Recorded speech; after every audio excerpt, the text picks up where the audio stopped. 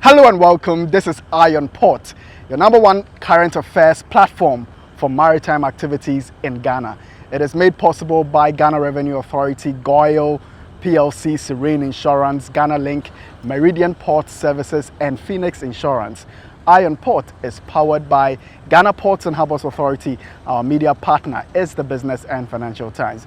US Ghana has over recent years implemented the closed season policy, a strategy to conserve our fisheries resource, and this year it will be implemented between July and August. However, artisanal fishers have been exempted.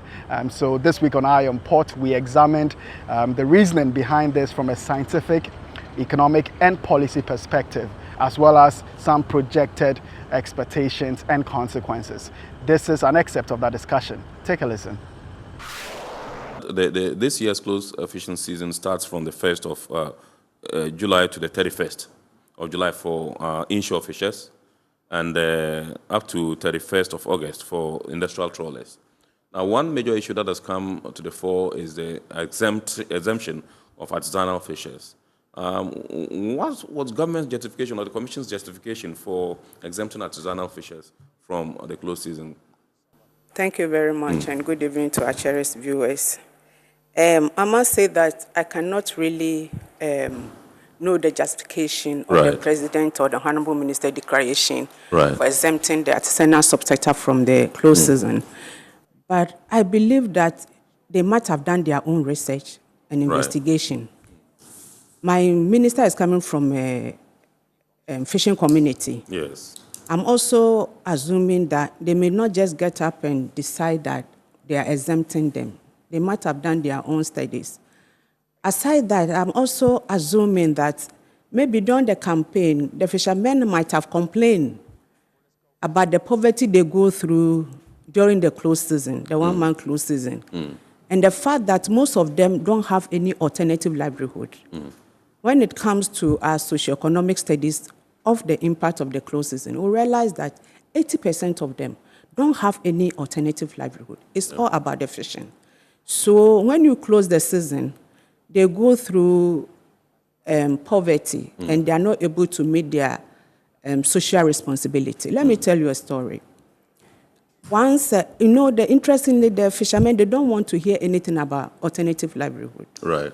In the early 20s, we wanted to introduce alternative livelihood to the fishers. So I was in Takoradi, and I went to two communities, the Fanti community and then the Ewe community.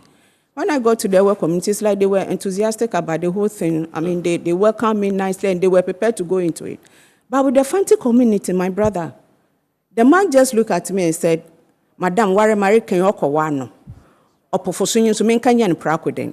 Yeah. Why should I go into pre-grade? I'm a fisherman. Even with this aquaculture for food and job, we are encouraging them to go in. They don't want to. They can't wait for their fish to grow. So I think they have not just gotten up to declare that there won't be closed season for the artisanal fishermen. They have their own investigation. They've done their own studies. And like I'm talking about, the fishermen, they don't want to do anything. It's all about fishing. And the fact that when we give the relief items, it's not enough. Yeah. It's not enough. So I think that is why they decided that they will be exempted from the closed season. Now, in terms of balancing conservation with the goals of economic needs of artisanal fishers, how's the Fisheries Commission, going about it? Because for me, if you ask me, I would have said that, okay, if some of the fisher folk are adamant in terms of accepting the fact that they must, go on a break to allow for the fishes to, grow and all that. There must be some element of education and sensitization, drumming home the need for them to appreciate the fact that this is for their own good. And maybe some strict enforcement, surveillance around the area to ensure that they comply and all that. That perhaps would have helped. But how are you dealing with, the issue of before the balancing? Closing, we did a lot of consultation. Yes. We didn't just get up one day and say we were going to implement closed season. We did a lot of consultation, and they agree. Yeah. But you will not have 100% agreement. Right. There are few who will not say no. Yeah. So for us, all is not lost because we are scientists. So if Madam is saying that there's no close season, we have to find an alternative way to reach the same results. So already, we're not implementing the close season alone. We're doing it with moratorium. So now we have 3-year moratorium running to reduce efforts on the resources. We also have another measurement we are going to implement. The documents are already almost ready. Reclassification, where it puts a cap on the size of the canoe. Already, Madam has been talking about closed areas. So as scientists, we have already identified... When you say Madam, that's the minister? Minister, All yes, right, Honorable Minister. Is already hammering on closed areas. So we have already, as scientists, identified some of the areas that we think are vulnerable, like the spawning grounds and the feeding and nursery grounds and the resting spots. We already know where they are. So we are planning, we already know where they are. We are planning that then those areas will be earmarked for closed areas. Just that the closed area is a long-term solution to biodiversity protection and also the habitat as well. Instead of, for closed season, it's just a temporary 1 month. And it's done. Okay. All right, thank you very much. Well, let me come to Mr. Boga and find out from you whether you think the exemption of the artisanal fishers would derail the impact of the closed season. Yeah, it will greatly delay the recovery process. As Madam AC was speaking, what went through my mind is if the president and his team have done any research which has a scientific basis, they should have told us what it is. Poverty in the fishing communities alone is not enough justification.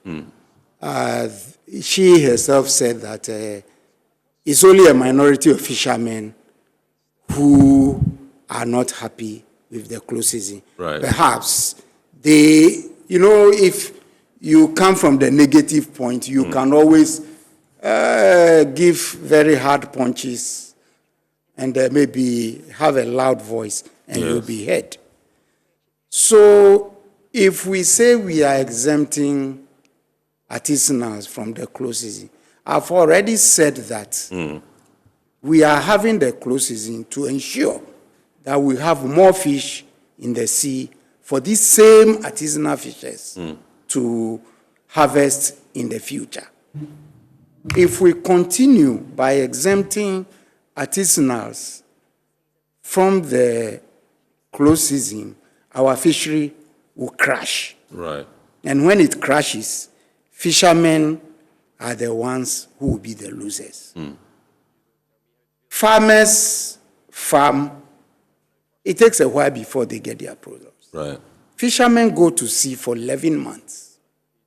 To rest for 1 month, if they are mindful of that, can do a lot of other kinds of savings. You know, everybody works and you take a break. And the sea needs that break to replenish. But if we continue to fish hard, within the next 5-10 years, this small pelagics, which is the mainstay of all coastal economies and the fisheries, will no longer be there.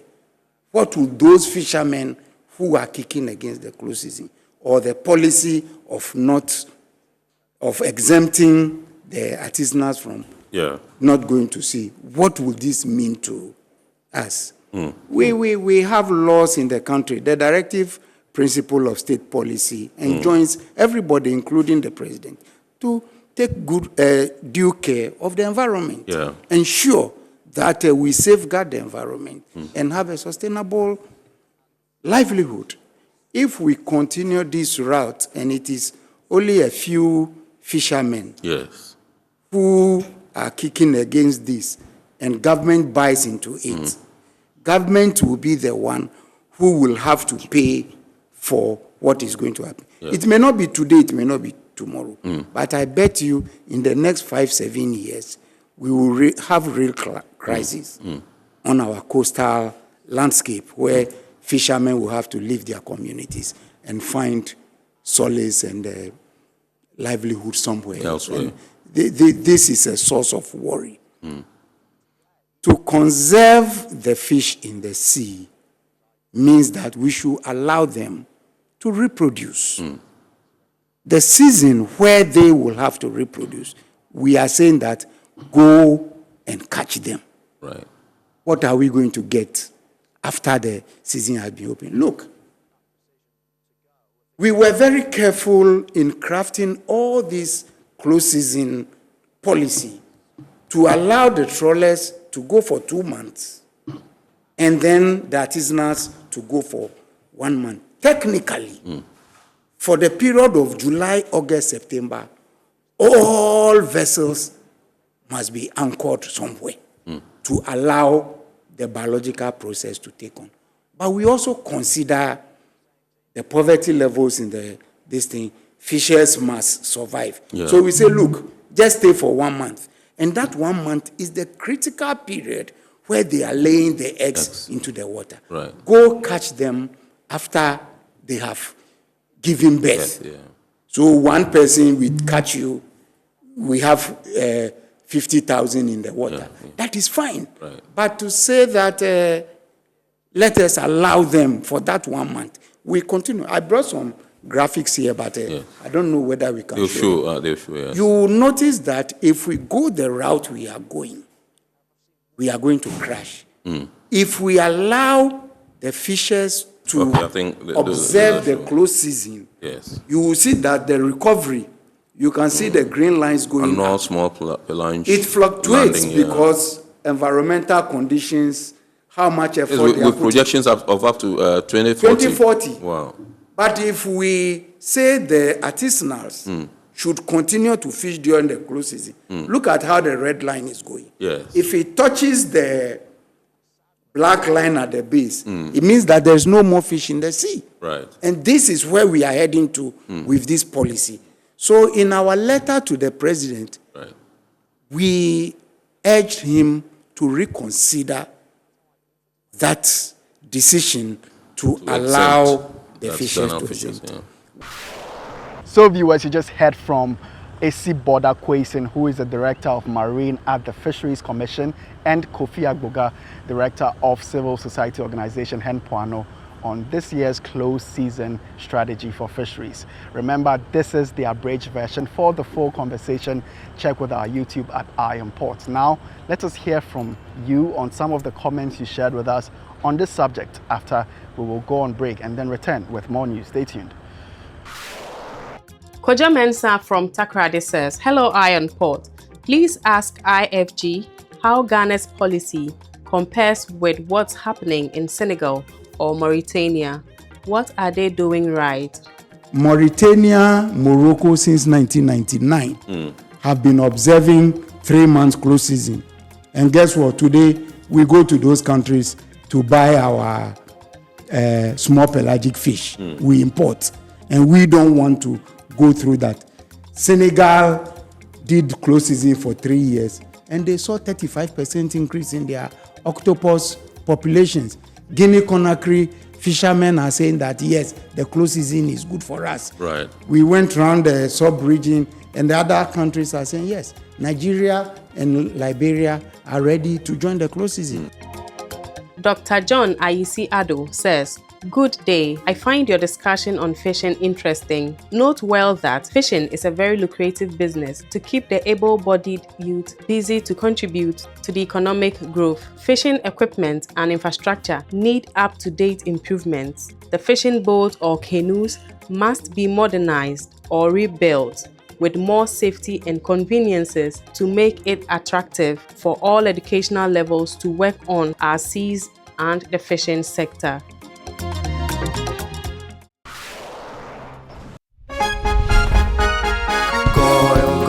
Good energy brings you quality choices with Goil Super XP. Available in many Goil stations nationwide. It is fortified with special additives that help your engine perform better and use less fuel. Branch into a Goil station today and energize your ride with Goil Super XP, compatible with most vehicles. Goil Super XP will fill ya, huh? Ubefin. Goyle. Good energy. Yeah, yeah. Electricity, then pay your taxes. Yeah. Our taxes, our future. Because you see, without our taxes, we wouldn't have good roads, good schools, better hospitals, street lights, and other very important social amenities. When we pay our taxes, we give our children free and quality education. Talga, my money too small. Why should I pay my tax? Look, small. Salifo, it doesn't matter how small or big your business or income is. You still have to pay your taxes. The little taxes from each and every one of us, when put together, could give your community clean water or that deprived school with tables and chairs. Please pay your taxes. It is your responsibility. It is your civic duty. It is the law.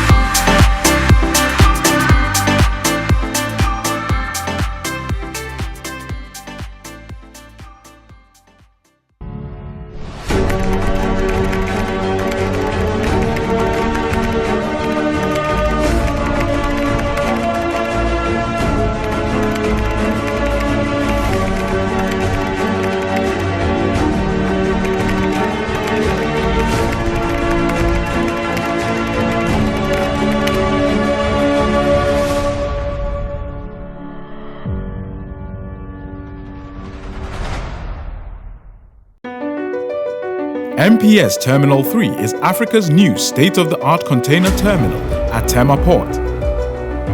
For manufacturers, agro-processors and traders, the new port means business can be done faster.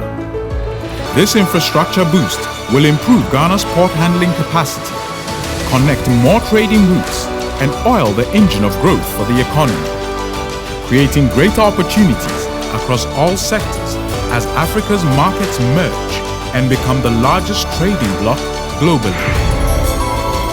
MPS, we connect, you thrive. Business and life can be like the sea sometimes. Sometimes serene, sometimes calm, sometimes turbulent, and at times it brings the unexpected. However it is like, trust Phoenix Insurance for your home, car, business, and marine insurance needs. Call 0302-246-319 or 0243-690-492. At Phoenix, you experience a delightful service delivered with wisdom. Welcome back, viewers. Now let us hear a few other news from our local shipping and maritime sector. The Ghana Ports and Harbours Authority has expanded its operational fleet with the addition of 15 brand new trucks aimed at boosting the efficiency of port operations. The 400 and 430 horsepower Sinotrack Howo tractors with 60-ton flatbed trailers form the first batch of a total of 30 trucks procured by the authority. The remaining 15 are expected to be delivered next month. This acquisition comes at a time when the Port of Tema continues to experience significant cargo growth, creating a pressing need to expand the cargo handling equipment fleet. According to the director of the Port of Tema, Tibon Zuma, the addition of these trucks is part of a broader strategy to reduce cargo turnaround times and ensure prompt delivery to stakeholders within the port. The objective is to make sure that our trucks should go and wait for the containers, but not for the containers to come and wait for the trucks. So we believe we will achieve it. Our customers should just be patient with us. We give ourselves the next 1 week, 2 weeks. I believe they'll see the difference. He disclosed that a structured plan is in place to deploy trained personnel to operate the trucks on fixed work schedules to maximize their efficiency. We have also gone ahead to train 60 drivers who will run shifts And we believe that once we have control over these drivers, we are good to go, and we'll be able to clear the backlog. On his part, the Director General of GPHA, Brigadier General Paul Seydou Tanyakulono, assured importers and exporters of improved operational support following the arrival of the trucks. So our brothers, importers and exporters, we want to assure you that we are working hard. We are going to get another set within the next 2 weeks, and hopefully this problem of congestion. Thank you very much. The Director General of the Ghana Ports and Harbours Authority, Brigadier General Paul Seydou Tanyakulono, has paid a working visit to the Chief of Naval Staff, Rear Admiral Godwin Levinus Bessing, at the Naval Headquarters in Accra. The visit, both symbolic and strategic, was to congratulate Rear Admiral Bessing on his appointment and to cement the crucial relationship between GPHA and the Ghana Navy, two institutions central to the country's maritime industry. The two leaders discussed areas for deeper collaboration, especially in maritime security, joint training opportunities, and infrastructure development. Your support when it comes to the provision of security within and beyond the anchorage area of our ports will be well emphasized. Without your support, I'm sure we'll be overwhelmed by these pirates and other criminals. We know the role Ghana Ports and Harbours plays when it comes to the maritime industry, and it is really a big one. So, as stakeholders, all we can do is to support each other to see that we arrive at a common goal. It is the economic development and prosperity of our nation that should be at heart. And I think mutually, if we put our strengths together, we should be able to achieve that.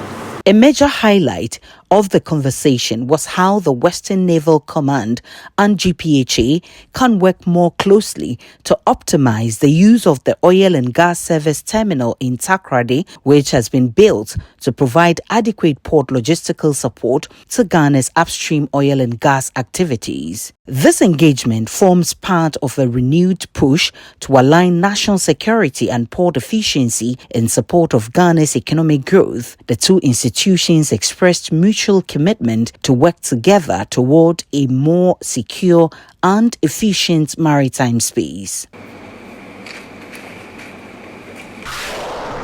The Ghana Chamber of Shipping, an advocacy think tank made up of seasoned and accomplished maritime professionals representing various shipping interests, has paid a courtesy call to the Director General of GPHA to usher in an era of renewed collaboration between the two organizations. This meeting is expected to initiate a series of strategic meetings and discussions with the Director General of GPHA with the goal of enhancing the shipping sector in Ghana. The delegation, led by the Chamber's President, Stanley Raja Aholu, also used the opportunity to formally brief the Director General on their upcoming industry forum. The forum is expected to focus on contemporary issues affecting the shipping industry and provide a platform for stakeholder dialogue and policy advocacy. One of the things that we're going to feel most in the coming days is a forum where we want to look at all the various elements, cost elements, and how we can streamline, by way of suggestion, how these can be streamlined. We'll be bringing into the forum, of course, GPHA, GSA, GMA, and all the other players, and where we can have an honest and open discussion as to the solution. In response, the Director General of GPHA, Brigadier General Paul Seydou Tanyakulono, welcomed the initiative and pledged his support to engage the Chamber whenever consultation or collaboration is needed on matters that advance the interests of Ghana's shipping business and wider maritime community. If there are areas of collaboration or areas that you think we can come together to assist each other, to help the program that we are supposed to serve, we are always available to support that direction. Among other matters, The discussions touched on key industry concerns, such as the government's proposed 24-hour economy, the merit charges, expedited cargo clearance, and the need for more coordinated joint inspections by agencies involved in the cargo clearance chain. The Ghana Shippers Authority has organized a sensitization workshop for haulage truck drivers in Tema as part of efforts to enhance efficiency, safety, and collaboration within the country's transit trade corridor.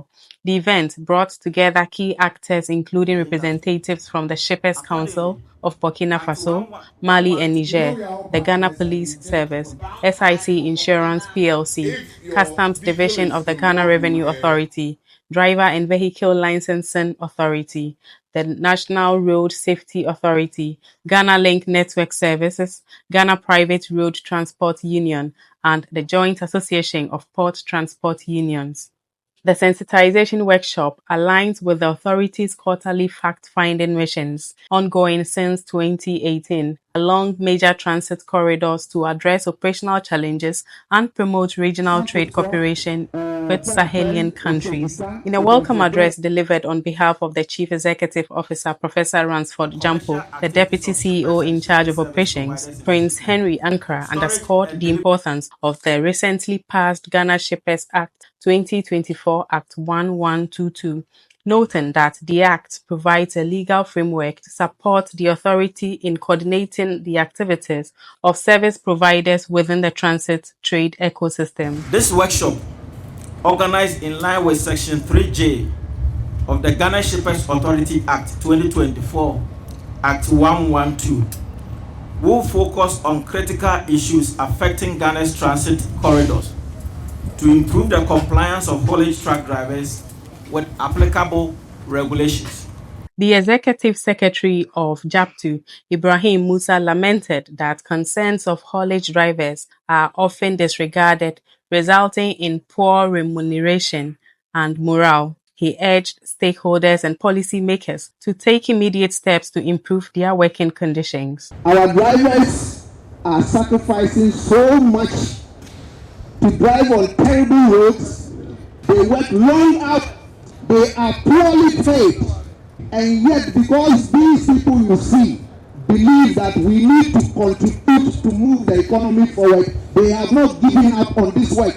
So please, let us not make an situation more difficult for our drivers. Chief Superintendent Alexander Kweku Obeng, Director of Education, Research and Training at the Motor Traffic and Transport Department and the Ghana Police Service, stressed the importance of enforcement in maintaining road safety standards. We have seen a worrying trend of preventable crashes surging, and it's impacting on truck owners and their drivers in this country, particularly on our corridors. The Deputy CEO in charge of Technical Services at the GSA, Sylvia Asana Owu, emphasized the authority's commitment to strengthening cooperation with JAPTU and other stakeholders, describing the association as a vital partner in transit trade facilitation. Yeah, now that we have even been empowered by way of our acts to deal closely with your issues, I think you need to have that trust in us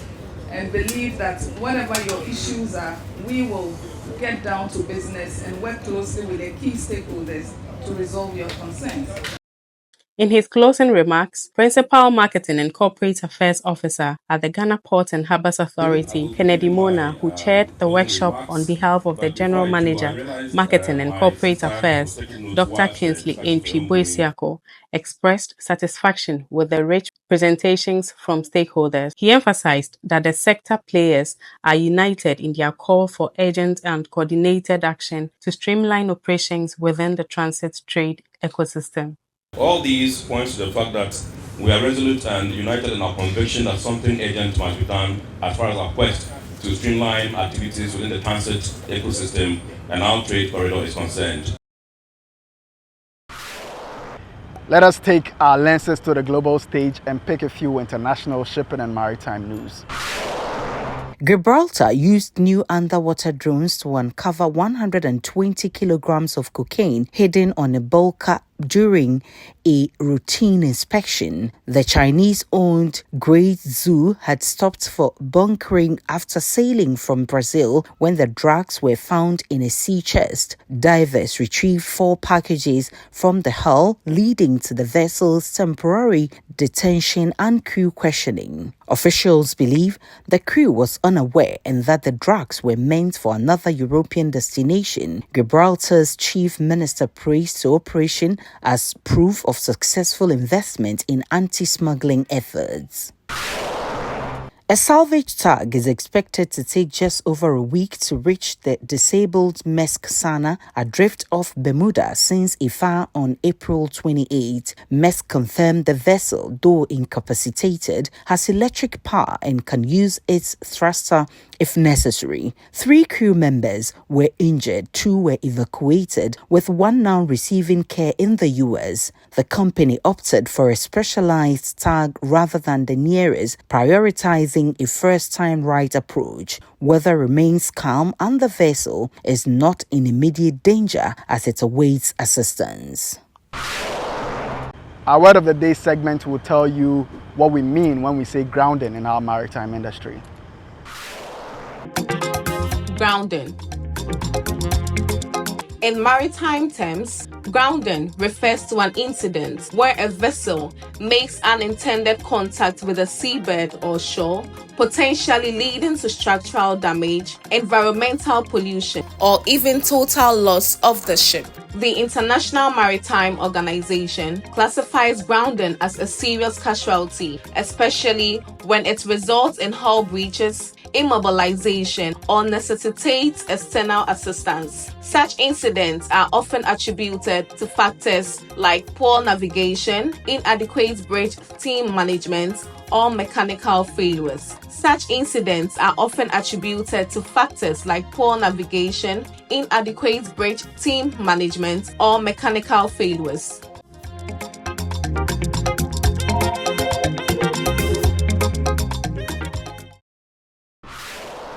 Our health and safety tip this week focuses on the use of decompression chambers.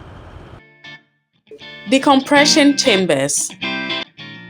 Decompression or hyperbaric chambers are used to treat divers suffering from decompression sickness. They stimulate underwater pressure to help divers safely eliminate nitrogen from their bodies. Gradually reducing pressure in the chamber prevents complication from decompression sickness. These chambers also allow medical professionals to monitor and treat divers with oxygen and other necessary care.